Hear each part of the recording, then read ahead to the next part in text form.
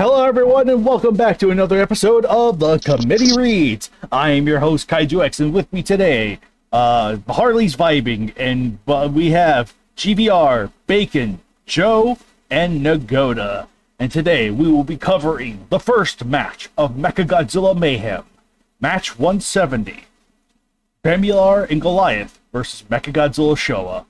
Written... Oh, what was that, Joe? This was... I'm sorry, but this was the first Monster Month, right? Yes, very first Monster Month. That is correct. Nice. So, or like Mechagodzilla Bayhem. yeah, right. Oh no! Written by Andrew Sudomersky and banner by Jackson Morris. The Age of Monsters came to an end the day Godzilla died. Years ago, a catastrophe occurred. One that nearly wiped out all life on Earth. What it was, or what had happened, has been lost the ensuing destruction and the times. The great monsters of old are only spoken of as myths and legends, creatures beyond human comprehension. Now humanity, or what little there is left, hangs by a thread to survive the aftermath of the catastrophe. Leftover monsters that are deemed too dangerous to approach. Mankind can only flee from their presence. Humans no longer have a hero to look upon. That is, until the day a hero rose from the depths. In the ruins of Tokyo. Hidden under the apocalyptic surface of the damp subway station, a lone child quivered in fear. Two kaiju converged on the former metropolis. For what reason, he could only guess the destruction of his family and everyone around him. His parents told him these monsters aren't here to protect, but to destroy. And for that, young Akio worries deeply for his parents. Okay. Akio from Gamera versus Kyorin? What was that noise I just heard? That's a fantastic It question. sounded like disgust. It's me. Kaiju X hates children, confirmed. he got to the child part of his own story. More like the grammar of my own story. He had been separated from them during the initial landing, lost in the flood of survivors seeking refuge underground. The tunnel quakes with the footfalls of giants that loom above. Oh no. Oh yeah, here we go. Tense swapping. Yeah, tense swapping. Let's fucking go. I'm gonna reject this match. Small chunks of rubble falling to the abandoned railway. It won't be long now. That's what I'm saying to myself right now. Oh my gosh. Okay. Oh, I'm gonna save that when we get there. The city seems deserted, but they knew better. Humans were mere ants in scale, but their presence could pose a threat if they were given the chance to repopulate. It was by their master's orders that the humans must be purged. They've splattered many humans by trampling them, leaving only piles of bloodstains with their footprints, even more incinerated by blasts of blue flames or bolts of lightning, burying the remains in a sea of fire. Their eyes scan the rest of the landscape, knowing there are more hidden from their sight. Yet deep in the subconscious, something irked them, a feeling of yet another presence, be it alerted by their natural instincts or endowed with this knowledge by their masters. The blue and purple titan, known as Goliath. Oh my Goliath. Not. Hendrix, how did you become the leader? How did you become the second in command? Gray Shot just asked me, and I said sure. But after the freaking C-Rex versus Cyber Godzilla, I'm questioning how he became leader. That's a fantastic question. Why do people like the KWC?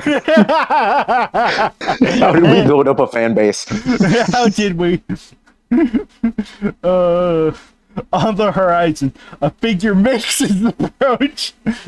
Goliath, a different character, taps his partner, the long-necked reptile Bemular, with his tail to shift his attention, to which he does. They both see it, but cannot determine what it is. Is it an ally that will help in wiping out humanity from the face of the earth? Or is it a hero of the olden age, here to stop them and save this world from further devastation? The newcomer makes himself known. His scaly flesh is like the bark of a tree, his snout rounded, each foot having 3 toes, a single row of large dorsal fins, with 2 smaller ones on each side, aligned on his back. Yet his eyes burn with determination. His long, wormy tail slams against the wreckage and cracked asphalt and unleashes a powerful screech that has been foreign to their ears since the day of the catastrophe. In the minds of the colossal aliens, only a single name clicks in their subconscious: Godzilla. The catastrophe? That isn't for a while. Wow, did I foreshadow Singular Point? What is this? Is that what the sequel is going to be? Godzilla versus Showa, Mechagodzilla. Here we go. What we don't know is this actually takes place after Second Impact. So, hey. The piercing roar catches the attention of Akio and those around him. While they had suspicions when the bellows of the rampaging kaiju died down, the arrival of this new monster raised questions. Only a curious few dared to peek at the surface, with Akio tagging along. When they made it above ground, they all saw it. 3 monsters having a standoff.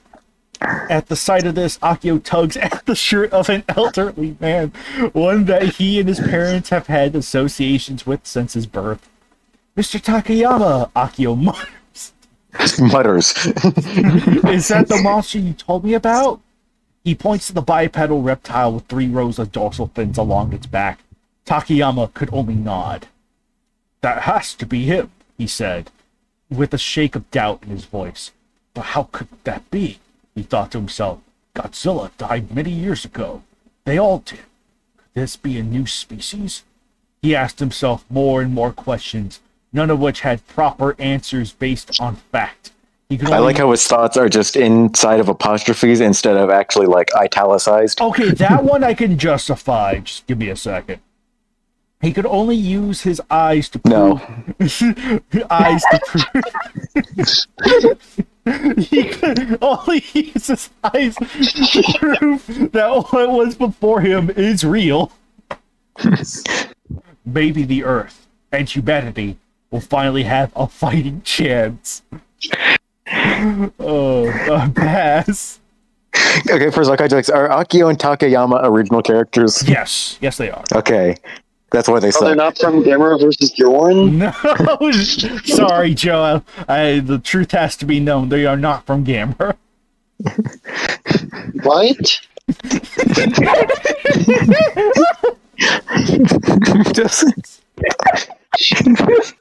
no, you see, if they're from Gamera versus Jaguar, this will take place at the World Expo. Yeah. 70!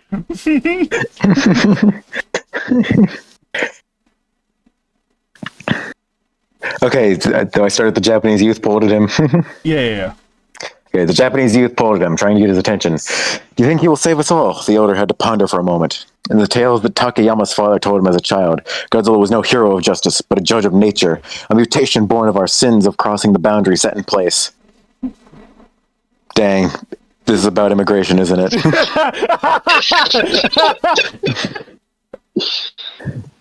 Holy. We will have to see. It was the only tangible response he could come up with. Godzilla set his eyes on the extraterrestrial menaces, seeing who would be the first to strike. Of the 2, Bemular bursts a blue stream of concentrated fire from his gaping maw. Sparks explode as the flames sear against Godzilla's charcoal gray flesh. He knew who his first target will be. Springing into action, he beelines to the lumbering space cretin with his fists clenched. Space cretin. That's the N-word of days. With no hesitation, Godzilla boxes Bemular with a hard left hook square in the face, sending the Titan spinning and spitting bodily fluids. Goliath, however, didn't take this sitting down. The blue Leviathan collides his armored body against the Monster King, bashing him with his monstrous hands. Godzilla returns the favor by striking back with hard-hitting jabs, shoving the space monster off of him. With no break in between, Bemular whips Godzilla with his thick tail, cracking his rough bark-like skin. Godzilla turns to face the other foe, only for the alien reptile to whack him with the backside of his cranium, which is comprised of rugged spikes. They impale through the skin, yet don't pierce all the way in. Bemular didn't think anything of it as Godzilla forcefully shoves him away with his bare hands.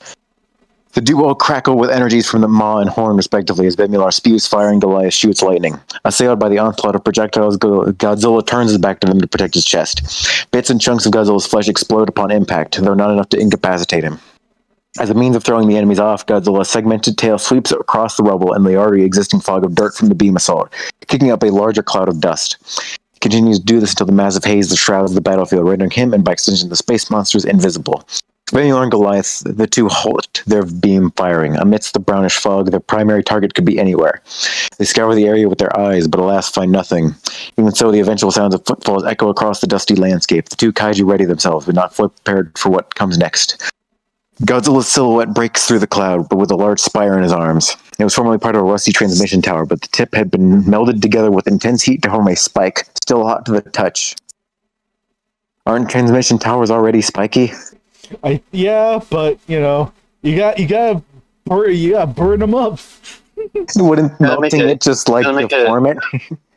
Gonna make it spikier. With utmost accuracy, Godzilla javelin tosses the customized spire at Goliath. Before he realizes it, the metal tip burrows deep into the thick blue skin on his belly. The agony burns as red blood flows and evaporates from the wound. Goliath drops to the ground, moaning and aching from the foreign body inside of him. Sus. As the blue behemoth tries to pull the metal lance from his body, Bemular knew he had to stop Godzilla. Encasing himself in a bright blue sphere, the alien fiend flew straight toward the nuclear menace. Distorting the dusty air, the energy body crashes into the reptilian Leviathan, knocking him off his feet, and with it a thick piece of Godzilla's shoulder. Goliath, meanwhile, pulled the weapon from his body and held the bloody hole in his stomach. Sparks of electricity zapped at the wound and cauterizes it. Kaiju X. Sparks of electricity zapped it at the wound and cauterizes it with the heat of plasma. Godzilla had a stroke trying to read that and fucking died. Yeah. I'm having a stroke right now. That's how Godzilla died. Kaiju X's 10 swaps. Okay, yeah, no, hold on. Let's make this a teachable moment for our viewers. Do not tense swap. Keep it in past tense consistently. Yes, and when you have past tense in past tense, you kind of double down on it being past. Pants? Like whatchamacallit? Like what's a good one? Usually like adding had off at the end of something too. Like if you had already done the action and speaking in past tense while writing in past tense, that's when you usually like had pulled or something like that. Yeah. So Here's the thing. Like it would. You can either stick with past, you can either go with past tense or go with present tense. Either one is fine, but you have to actually stick with it the whole way through. Yes. It's the consistency part that's important. So yeah, sometimes like Kaiju was trying to say was like you can do like a part of a sentence is like in present tense when the whole thing is in past tense, but that's like part of the sentence. Yeah. Like to describe something. Yeah. Like it would be like. Like he kicked him, sending him flying. Yeah. Something like that. Like, yeah, you can use present tense like to describe something, but it has to be part of a sentence that begins in past tense. Now y'all know the pain I've had to go through for the past like 2 years when I worked with him exclusively for some reason. Yeah. Oh yeah. I remember I told you about this Kaiju like Kaiju X. You have to stop doing this. Oh lordy. Like you know. Like a correct form of this would be sparks of electricity zapped at the wound, comma, cauterizing it with the heat of plasma. Right. The moment he was able to, he snapped the red-coated spire in two and tossed them aside, then went to assist his comrade in battle. The humans watched the spectacle from their safe haven as the battle of monsters takes place. However, between the sphere exerting too much light and the thick fog of dust and dirt, it was impossible to tell what was going on. Some say the two were exchanging a beam war, but the rest couldn't tell. All that they were allowed to see was when Bemular's sphere of light faded. The exact specifics about what happened is unknown. Between the walls of Bemular and the brutal beatdown that must have been ensuing. Regardless, all that they see is the kaiju-sized silhouette flying in their general direction. Only those with the common sense make it out alive. The common sense. The common sense. Not the common sense to run, or just common sense, but the common sense. As the rest of the fools become bloody pulps as Bemular's body skids across the ruins and broken asphalt. Oh my gosh. Pass. I thought you said No, you got one more. One more. I have one more? Yeah. Okay. Takeyama snatches Akio and books it back to the underground. Takeyama was far from the young man he once was, so when the rumbling of the kaiju's mass... The rumbling? Attack on Titan. You predicted Attack on Titan and Singular Point! The force Rumbling of the kaiju's ass. The Force would send him and the youth flying at an arc, wanting the next generation to live so that humanity may prosper. Kaiju, like, see, I hate these matches, of your early matches. Yeah. No, I Because don't. they'll have like all this tent swapping, but they'll also be like wanting the next generation to prosper and not just like he wanted to save this boy he liked. Right. Oh, right. Yeah. Takeyama's very forward thinking, okay? He's very practical. Long-term wanting the next thinking. wanting the next generation to live and not like preserving the young boy's life instead of his own elderly life. No, the next generation.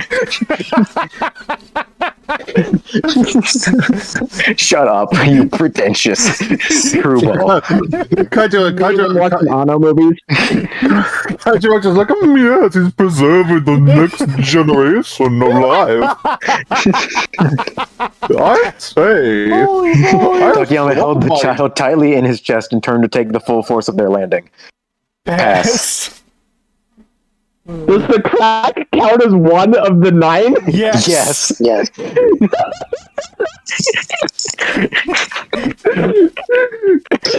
The war. In an instant, the old man went limp and the child rendered unconscious. They got hit in an L. The community also fell. Some living to see another day, others not. Shut the fuck up. The ones who win dashed to their friends and neighbors to tell them what had transpired. What? Their eyes lighting up of hope. ... and dread.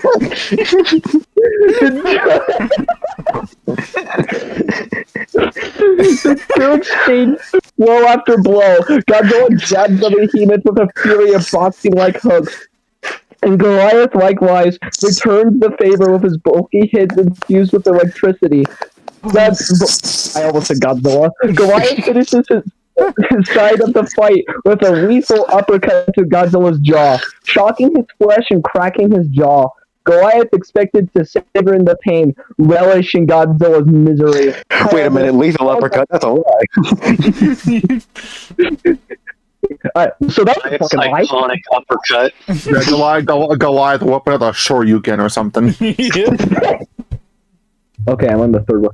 Goliath expected to save relish in misery. However, all Godzilla did in the wake of his attack was snap his lower jaw back in place, with no change in his fixed, determined expression. Godzilla's jaw was functioning as normal. The sight of this unearthed Goliath down to his animalistic core, his pig-like nostrils smell for any traces of blood, only to realize that all he could smell were his own blood. Motherfucker! With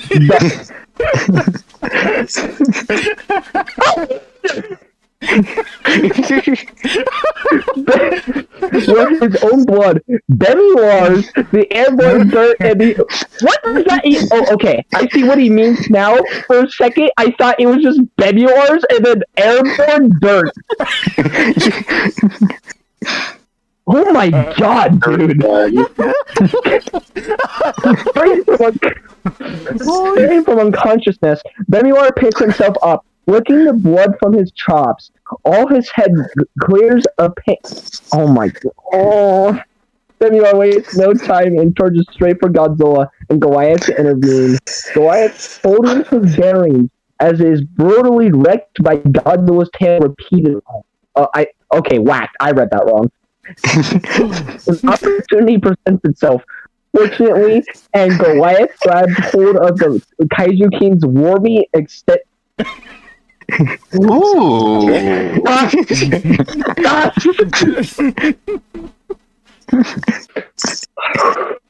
His hands burst to life with electricity, zapping the tail with intense voltage. Godzilla twitches and reacts unnaturally, but still has the fixed, determined expression. With robotic stiffness, oh my! Godzilla lunges towards the blue fiend, specifically the nasal horn. A precise yet shaky strike rips the horn from its resting place. Goliath reeling in genuine misery. Without his horn, Goliath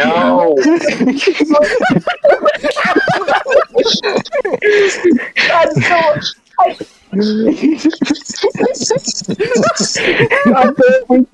calibrates and purges the lightning from his body, then delivers a hard hook right into Goliath's face. The beast collapsed from the weight of the hit, still with agony from the loss of his horn. A stream of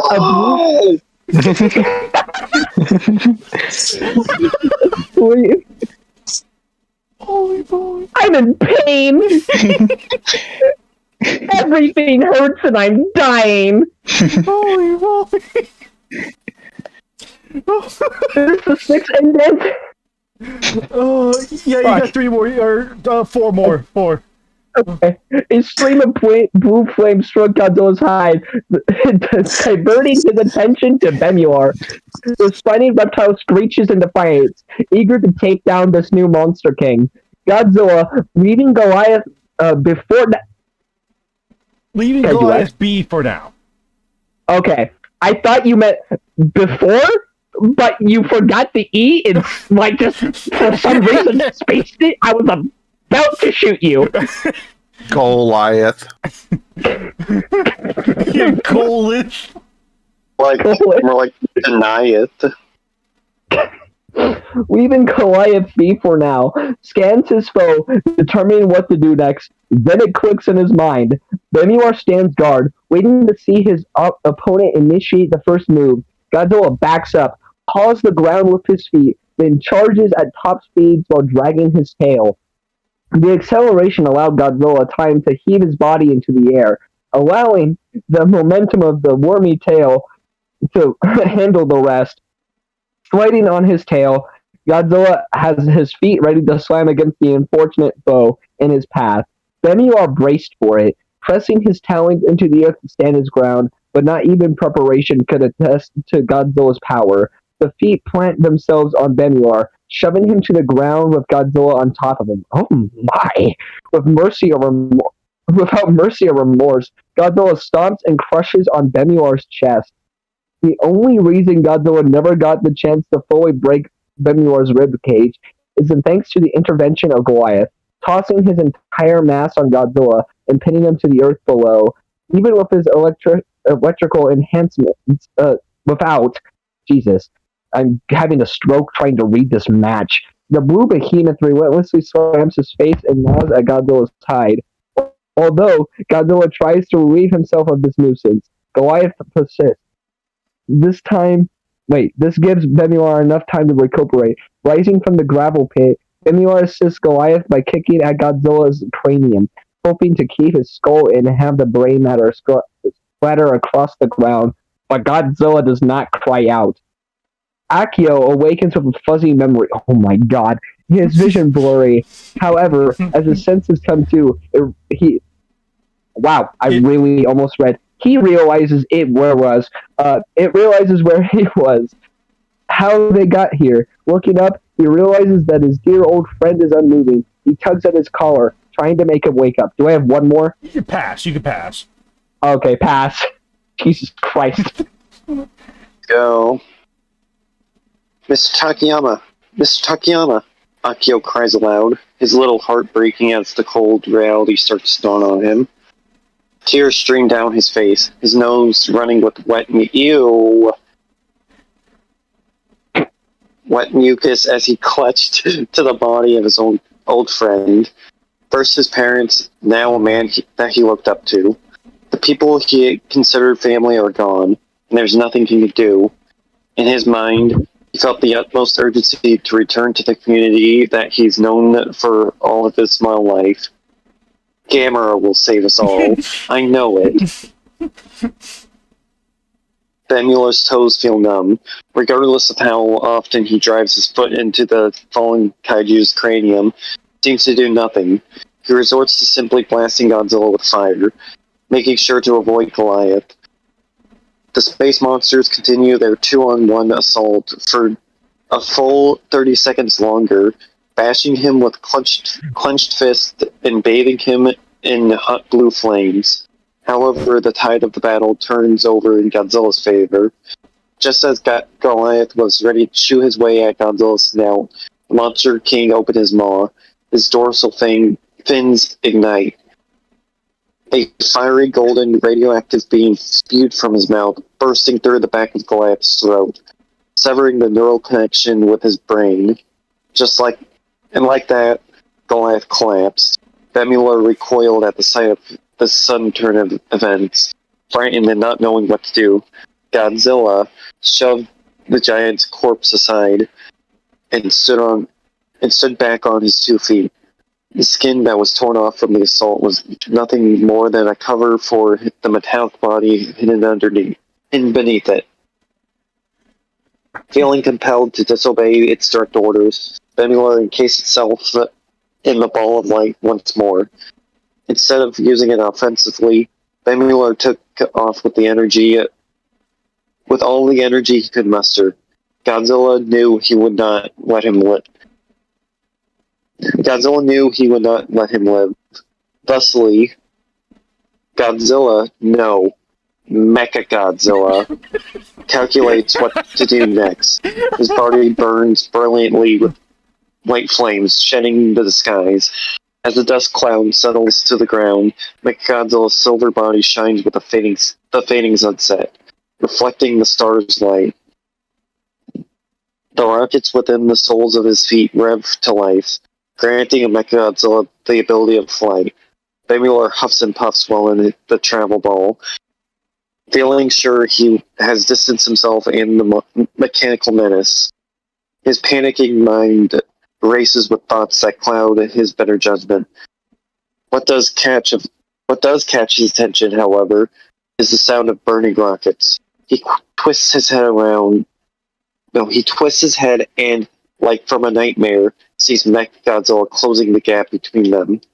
Bemular increased his speed to maximum capacity, hoping to outrun the fiend. It didn't. How much was that? One more. Okay.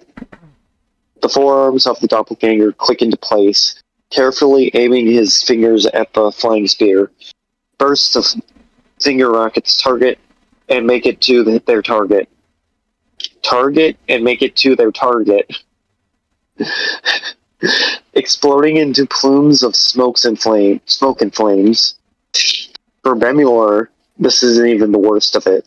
Although his sphere reduced the damage of the missiles, Mechagodzilla had more tricks up his sleeve. He's not wearing sleeves. The reptilian imposter? Sus? Among Us? The reptilian Among Us lifeless eyes flashed with energy, streaming a rainbow beam of destructive force. All it took was 2 extra shots of the eye beams and more missiles before the sapphire orb faded, Bemular plummeting to the earth below, passing to Nagoda.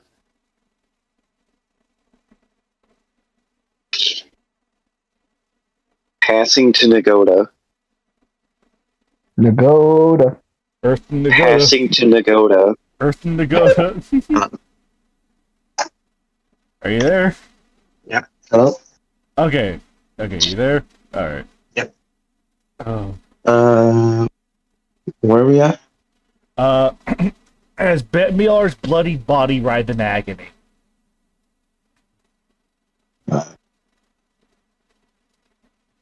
Alright. As Bemular's bloody body writhed in agony, Mechagodzilla seized him and made a smooth landing. He made the approach toward the dying leader. When the two made eye contact, Bemular feared for his. There was nothing he could do now to stop his execution. For a moment, Mechagodzilla stood idle and motionless. His process calculated, waiting the final words from it.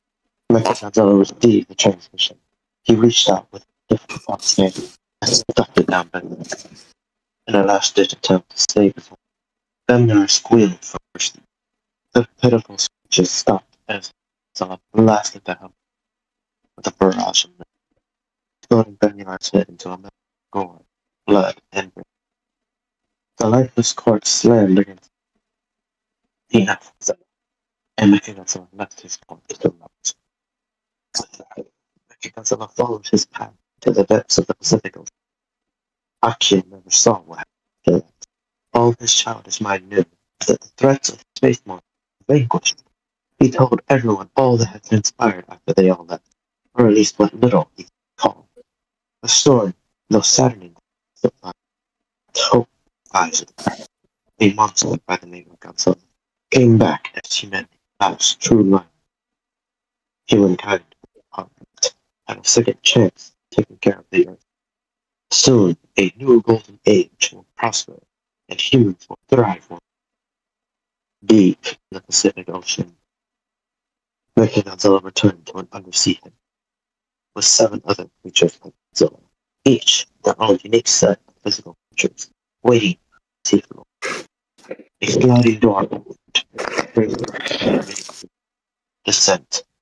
The door closes, and silence blows. Salt water drains the the area. The aliens ensure everything. Then the observation deck overseeing Godzilla's repairs. Curled grip. Long ago, they, 8:30, came to Earth. He led the first one to the very only hit back by the hands. His called the grave of the grave of the she lived to, but Magal escaped from the humans and faced near-death experience by the hands of the true God. He kept low for several days, in which he found the little remains of Earl Moon and resurrected him with a cybernetic infusion that was used to keep Godzilla.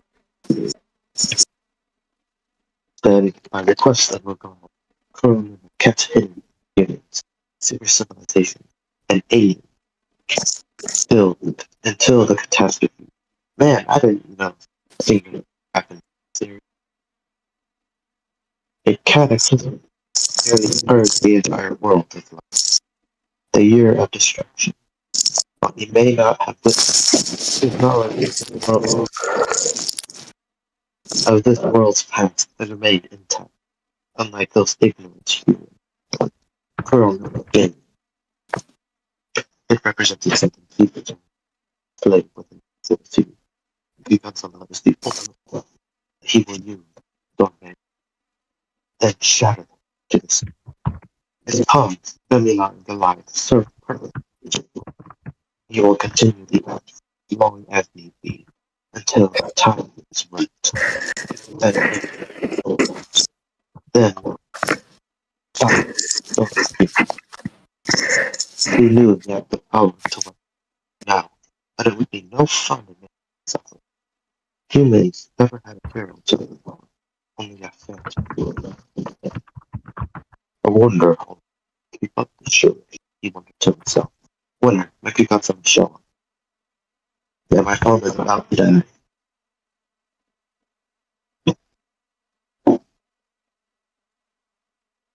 Alright.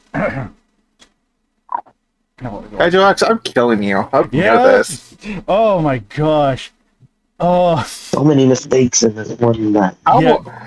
You got the I do combination of tent swapping and pretentiousness. The two Yeah. worst possible combinations. You're really taking a shot from this. I am. I This is am. I am whiskey. so glad we updated our fucking quality standards. I'm so happy. Well, it's not even just that. I'm just took a shot. That's amazing. Why? if you could have like my genuine reaction of taking that shot, please put it in the video because No, I don't think so, unfortunately. But good grief. Holy moly. it legit made me take a shot. Oh, Lord. The sad part is, I'd say none of my writing gets good until 275. 275 is where I get, like, 275 is basically the birth of the good writer that you guys see in me. But I yeah. would like to. Well, 275, you had to have Great Shot help.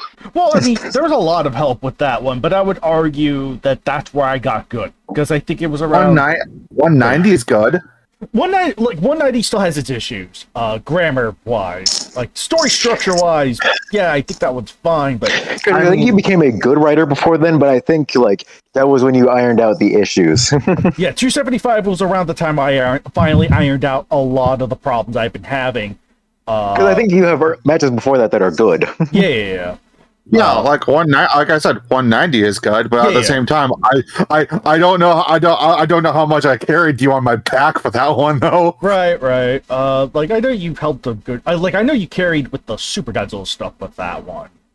But yeah, I mean, we can dive in when we got to that match, but like the whole thing with what the military was doing in between, that was basically my doing.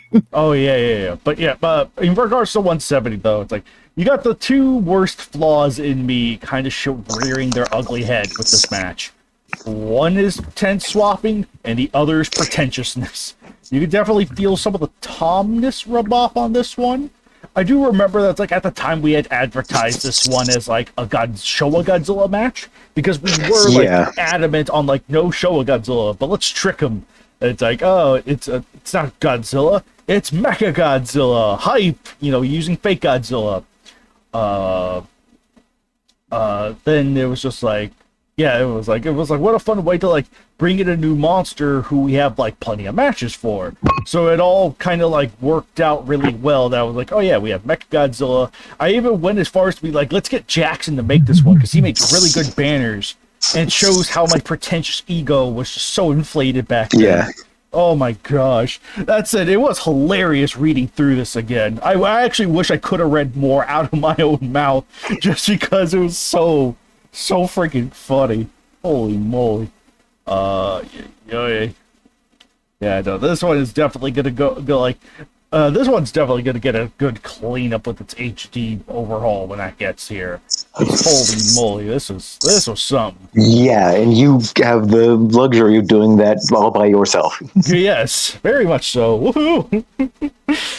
There's a reason why you and I worked together for like a year, except nothing else. Yeah, no, because it was like legit. I didn't know what to do, and Harley, as a co-writer for some of the matches, was just to help me get on track.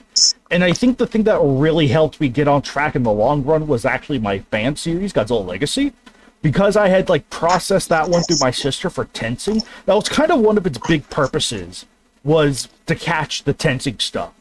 And was sort of to adjust to the tense. That was basically my tensing experiment. And then by the time we got to Rodan, who I think was the last one, it was like, oh, I think I'm good. I think I actually learned stuff from that. And we should read Heisei Godzilla versus Rodan as a bonus episode. Yeah. Well, I thought we did, didn't we? No, we read Yog Trio versus Heisei Ghidorah. I know we read that one. I don't. Okay. Yeah. No, we have not read Heisei Godzilla versus Fire Rodan. Yeah, gotta get to that one. Oh boy. Oy. Yeah, no, I'd say there's a good match in here. But it's just there is. Right, it's just buried. It's just buried mostly by tent swapping. How you tolerate pretentiousness is another story.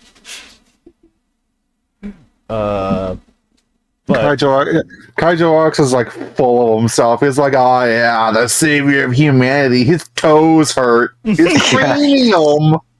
oh, yeah. Yeah, Kaijo, your old match is you just grabbed a thesaurus and thumbed through it. I'm genuinely shocked our collab matches were as good as they were, considering how vastly different our running styles were. You were like hyper tense. I'm just like, let's just cut to the action. Right. Oh my gosh. If 190 sucks, I'm gonna be sad. I think it still holds up. I'm going to defend my own work here. I think it still holds up. Right. I think there's still there's the tense swapping issue with 190 because I remember I started reading it. I was like, shit. But it's I tried so hard to fix that. You have no idea. Yeah, for sure. But friggin' whatchamacallit though. Yeah. Oh yes, in regards to thoughts. This was an adaptation formed after 155 because 155 had italics. I had italics in there, but Anthony is the one that posted it to this old format. So therefore, it was left to him to italicize what's in there, but he didn't do that. So with something like 155, it was basically like the thoughts were merged with the narration, which made it really confusing to read because Anthony didn't fix it. And I guess in hindsight, I should have got my brother to fix it, but oh well. Well, it was 2015-ish at the time. 2015. Things were different, very different back then. But yeah, it was like, there was just no way. So to adapt to that and to make it easier, inner thoughts are basically using the little solo apostrophes or whatever those are. Yeah. That was my workaround for that, so that way it was to indicate that I was like, oh, there. And if Anthony did Anthony clearly caught some of the italics in the Ruins of Tokyo or simple stuff, but as far as character thoughts go, oh lordy, it was it was just easier for him and for me to just use the single quotation marks for it. But nowadays, though, with the blog format and with it being more in my jurisdiction, I can finally fix those up for the HD version, which is thank the good Lord. Because that had always bothered me, but there was nothing... literally at the time, there was just nothing I could do. I knew italics was the better option. It was just... It was just the people up above that weren't doing their thing. So I was like, alright, changing until further notice. So...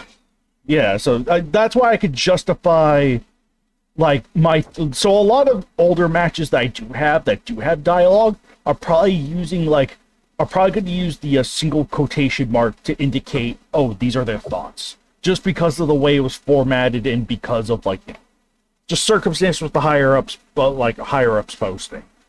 But, yeah. Oy. But, yeah, Yeah, it's there are parts of this I still like. I enjoy the action enough. There are some wonky wording, sure, but it's okay, beyond... I'm still waiting for the sequel to this. Will there be? I don't know. It's up to interpretation. Write it. Interpret these nuts. Oh, yeah. Did we say that at the same time? Pretty much, yeah. Oh my gosh. But yeah, it's I still like it. I think it's still a good debut for Mechagodzilla if you're able to overlook its tensing flaw, which is the biggest thing that brings it down. If you could overlook everything bad in it, it's a good product. Yes. It's to Bayformers fans be like. Oh lordy! Oh god! No, if you simply look past the racism and constant product placement, it's a good movie. Oh! Don't forget the sexualization of minors. If you just look past that, it's a good movie. Okay. If you ignore all the flaws and you ignore all the shit, it's a surprisingly good movie. Yes. All right. Just turn your brain off, bro. DVR of ABP2. Hey. No,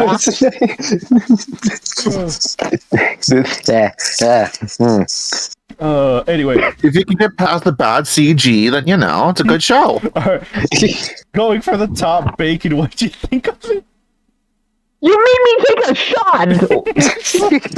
What other thoughts do you want?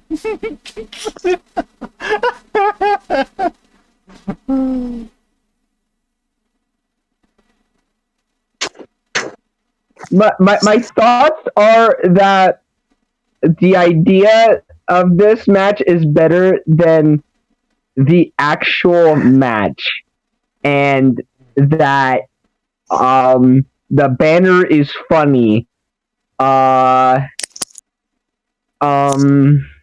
You made me drink alcohol.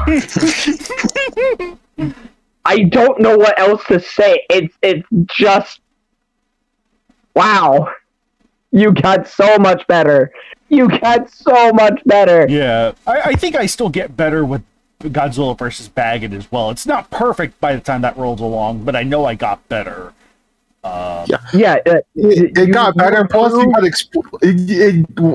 Godzilla vs. Baggett is better. Plus, you got explicit help on that one. Yes, for sure.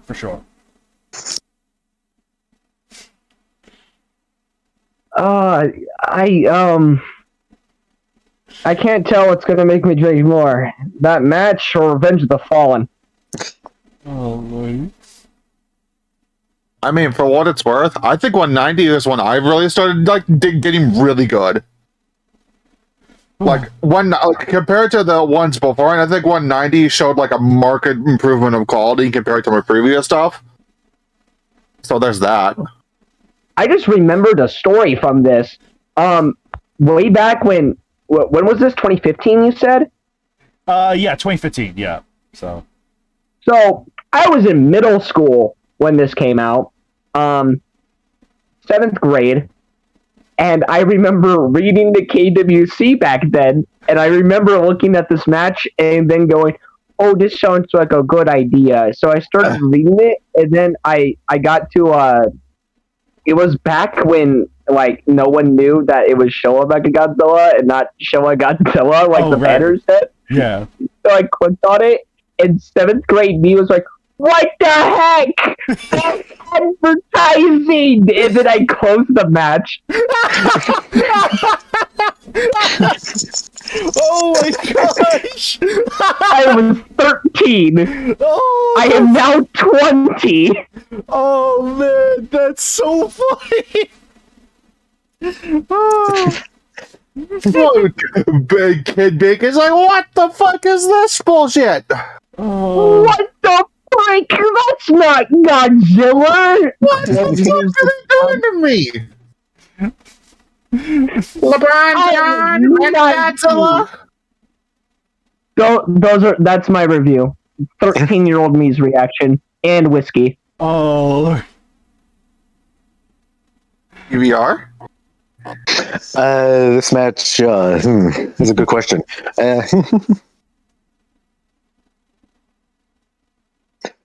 This match is old and bad. Oh.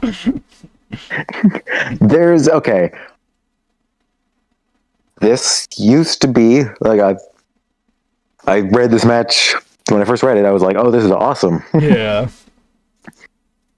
But looking back on it now, it's just Oh yeah. the constant tense swaps and so many issues. There is something great in here. I have great respect for past you for shooting higher than your contemporaries at the time in the KWC. Yeah. But it's you aim for the stars, but you ended up in a Denny's parking lot. Yeah, pretty much. Because it's okay.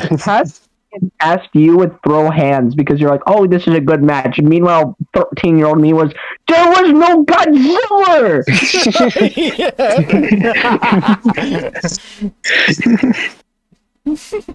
It lied to me, but it's a good match. It lied to me.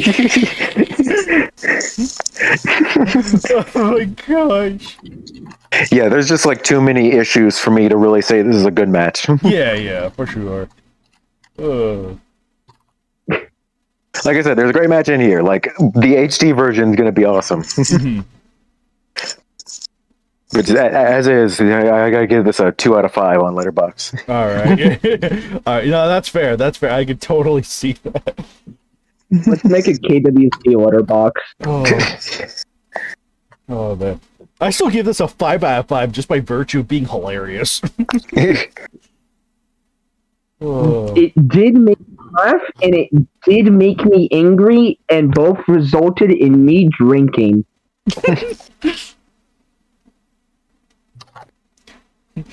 Harley, you're taking Joe's place. What do you think of it? What would Joe say in the situation? Oh, I know. Goliath funny, 10 out of 10. Goliath. I'm sure it's okay. But I think I cannot wait for the HD restoration. Yeah, for sure. It's very need to touch up badly. There are two, but they're out of everything so far. I think this and my Frankenstein match are the only two that absolutely require the HD touch up. And I'm gonna get into so much detail when we get to that match with the Frankenstein thing. I've talked about this at length. I am gonna lay bare all the shit I had to go through to get that thing fucking published. Yeah. Fucking public domain. Like, y'all know what that means, right? I don't think you do. Do I? Yeah, it means Winnie the Pooh and the Forest of Blood or whatever that movie is. Blood and Honey. Honey and blood. Yeah, that's what public domain means. This match killed my brain cells. They were already dead. They were already dead for the previous one. This match, my brain cells went no Optimus, and then this match just shot them. No Optimus! We are going to kill them all. This your brain cells. Holy moly. Okay, I can admit, watching that Cosmonaut video made me very tempted to watch the Bayformers movies. Yeah. Yeah, no, same. Watching that, it was just like, I almost want to revisit those movies. I was like, holy shit, I forgot half of this. What I've done. My dumbass just went to the iTunes store and typed in Bayformers. Did we ever end the match? No, we just went off on a tangent. Yeah. We didn't end the match! No! I was asking Harley what Cut you the thought. recording. It's perfect this way. Don't finish the match. This is a better ending. We have to. No, not for the funny. I thought you guys finished.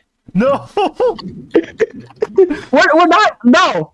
It's over. It's No, done. Harley was giving her thoughts, and then Dakota still had to give his. Okay, so we finished the match, but we're still giving our thoughts now. Yeah. Bacon's just forcefully dragging us out of the conversation. No, we're done. It's over. It's over. It's done. Stop it. I thought you meant the match itself. That's why I was confused. No. The discussion of the match is still ongoing. You know, it's so weird. Like Kaiju X wrote this really meta, version of the match where we were commentating over it and shit. Very ahead of his time. Oh, yeah. That's so good. Oh, holy crap.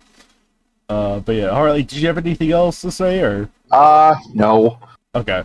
Nagoto, what did you think of the match? I like the initial thing of, it's Showa Godzilla. Nope, it's Mechagodzilla Showa. Other than that, it's a okay match. That looks nice. Job, Jackson. Yep. God is going to be the last one for tonight. I don't know if we can keep this up. Dang, I was hoping for Yeah. I was hoping for 172. Yeah, no, what? 171. Right. I mean, No, this one. Why is there more infamously shit matches compared to good ones at this point? I don't know. Well, it's simple. 90% of everything shit, and then there's 10% good stuff. So. Can we just say like match 190 and everything after that was relatively better? I don't know about that one. Like 190. I'm not sure about that. We're not quite out of the woods yet with that one. I would argue maybe 275 and beyond. I was gonna say, are you gonna ignore 206? Well, I mean, there's still 206. That one's still really. I remember that. There's still good matches. It's just that it's like if you're talking about getting rid of the bad matches, that's not going to stop until after 264. Yeah, pretty much. Yeah. Which even then, that's yeah. But yeah. Okay. Anyway, let's conclude this. All right. Bye. See you in the next episode. Committee reads. Bye. Buy these nuts. All right, who's ready for Revenge of the Fallen? All right. I'm gonna stop recording at 3, 2, 1.